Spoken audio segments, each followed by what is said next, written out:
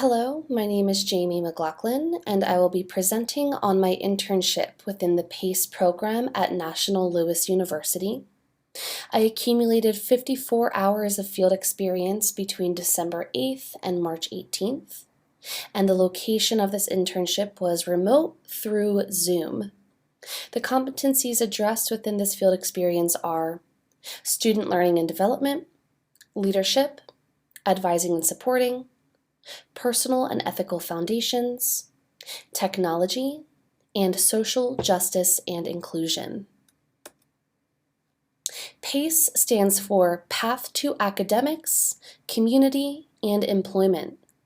This is a 3-year post-secondary certificate program designed to meet the needs of transitional young adults with multiple intellectual, learning, and developmental disabilities. Advising and supporting 1.1 interpersonal skills. I had the opportunity to build connections with students who attended each session for the duration of the whole semester. I exhibited interpersonal skills and rapport building by allowing for an icebreaker discussion at the beginning of each session.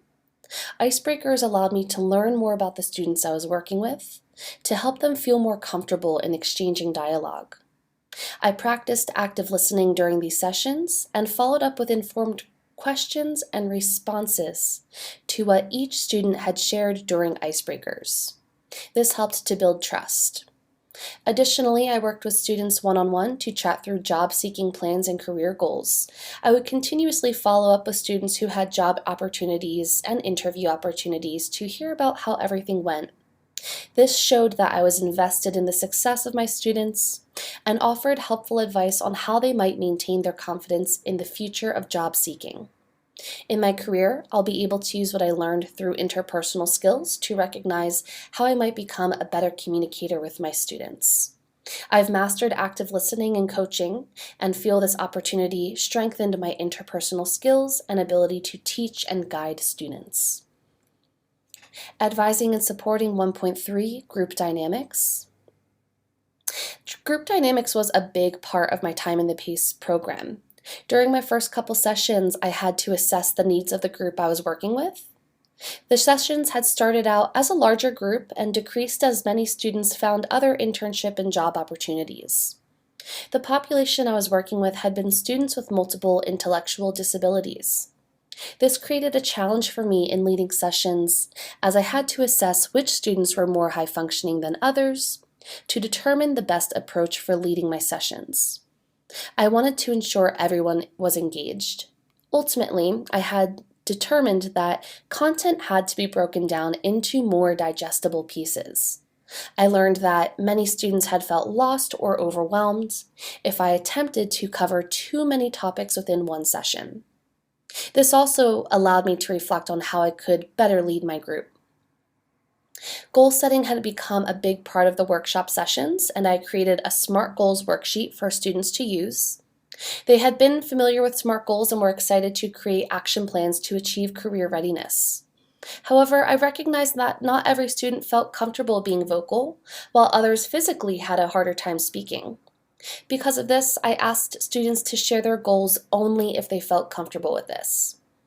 This opportunity allowed me to practice advising in a group setting, which is something I had not experienced before. I know that I will be able to take what I learned in this session to build out future career readiness workshops. I understand now how to assess my group's dynamics and lead with an informed approach on the organizational needs of that group. Leadership 4.2, Self-Awareness and Continuous Reflection. Self-awareness in leadership was a huge part of my own success in leading these career readiness workshops. I had worked with disabled adults in a previous job I held, and I knew that these positions required a strong level of patience. After my first 2 sessions, I had successfully assessed the needs of my students. Many knew to advocate for themselves if they needed something to be repeated or wanted me to slow down. This feedback from students was incredibly helpful as it allowed me to reflect on what I could be doing differently. In addition, I sought feedback from my externship coordinator at the end of each session on how I could improve. Continuous reflection throughout my time with PACE helped me become more self-aware of my pacing as I lectured through content. I had to ensure that I was not speaking or moving through content too quickly. My approach had to been to read through a slide once or twice, and then pause for comments or questions from the group before moving forward. In addition, to ensure students had understood the content or big takeaways, I decided to post goals of the session at the beginning of each week's module.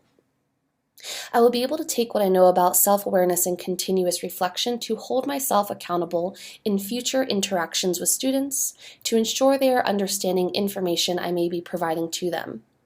While I have my own code to analyze content, I understand now that not everyone deciphers content in the way that I do. It is for this reason that I will continue to practice self-reflection to be a more impactful leader. Leadership 4.3, Teamwork and Interpersonal Skills. I leaned on this concept of teamwork a few times within the workshops. The students in attendance had all known each other for a few years and had attended various classes and other workshops within the PACE program together. I had led sessions on resume writing. This was an activity that many students had done before or understood on a foundational level. Much of what we discussed related to describing job responsibilities in a professional manner, and I encourage students to share tips on resume writing and work together outside of the workshop sessions. I learned that it is important to let students be the expert. This not only helps to build trust, but it allows me to have my own learning moment. The students in these sessions have become friends over the years, and encouraging teamwork only helps to strengthen their connection with one another. Encouraging teamwork also allows students to practice their expert knowledge and their own ability to lead. In my career, I will continue to encourage teamwork within a group setting. Personal and Ethical Foundations 6.1, Wellness and Healthy Living. I had a very busy schedule during my internship, as this was held from December to March. Over those 3 months, I did have to work overtime to make up for my time away from the office. In addition to this, Spring Block 1 had just begun, and I was taking 2 classes at a time. I recognized quickly that it was important to maintain my mental well-being and healthy living habits. My wellness and healthy living habits included weekly wellness goals such as listening to vinyl, practicing mindfulness, playing guitar, going to the gym, or socializing with friends. I learned how important it is to have a healthy work-life balance, and I'm able to take what I know now to encourage my students to consider how they can manage their time better to allow for more mental health days. Questions I try to ask students about their day-to-day might look like, what could you try to do differently this week? Or what is your favorite mindless activity that helps you relax? These questions help students reflect on their own wellness and encourages them to take that personal time for themselves. Personal and Ethical Foundations 6.3, Self-Assessment and Reflection. It was important to assess any implicit biases as I was leading career readiness workshops to ensure that I was performing my responsibilities within ethical standards. As mentioned previously, I recognized there were students who were more high-functioning than others. While this allowed me to practice patience, I also had to self-assess if I had any biases against the students who were not as high-functioning. I allowed myself to realize that lower functioning students are extremely capable and have the skills needed to complete tasks.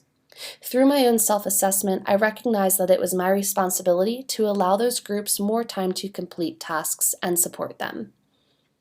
What I learned through this personal and ethical foundations that will be most important to carry in my career is to not look at students and question, why are they not performing well?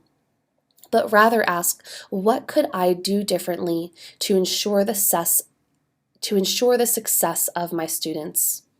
I now understand what it means to assess implicit biases and will do this with new student groups I have not had exposure to. This means that I will allow myself to have learning moments that will challenge my own beliefs to ensure I am holding myself accountable to my own and my university's ethical codes and standards. Social Justice and Inclusion 7.2, Critical Assessment and Self-Directed Learning. I exhibited this competency within my time at PACE when I had to self-assess any implicit biases while leading my workshop sessions.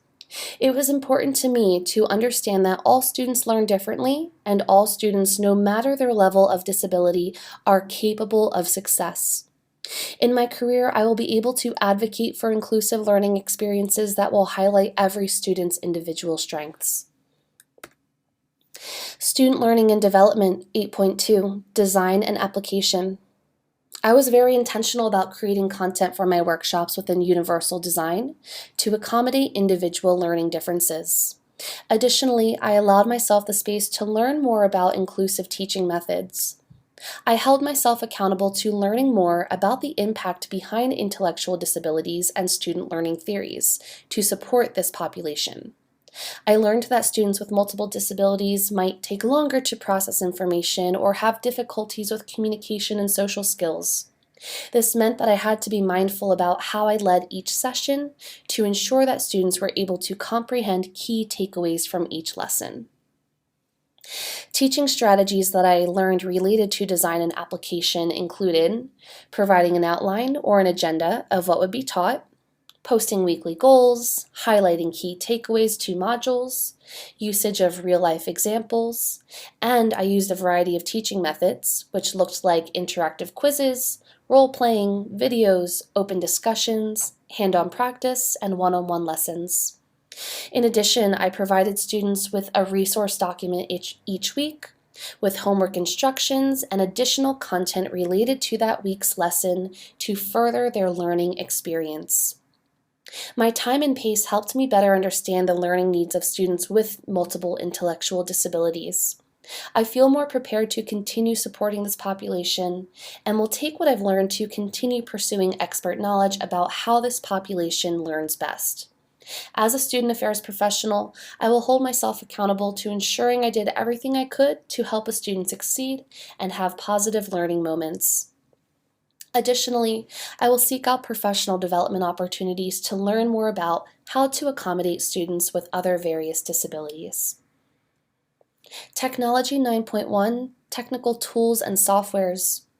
I utilized 2 websites for instruction within my workshop sessions. I used Slido as an interactive element, which allowed students to participate in live quizzes, word clouds, and rankings.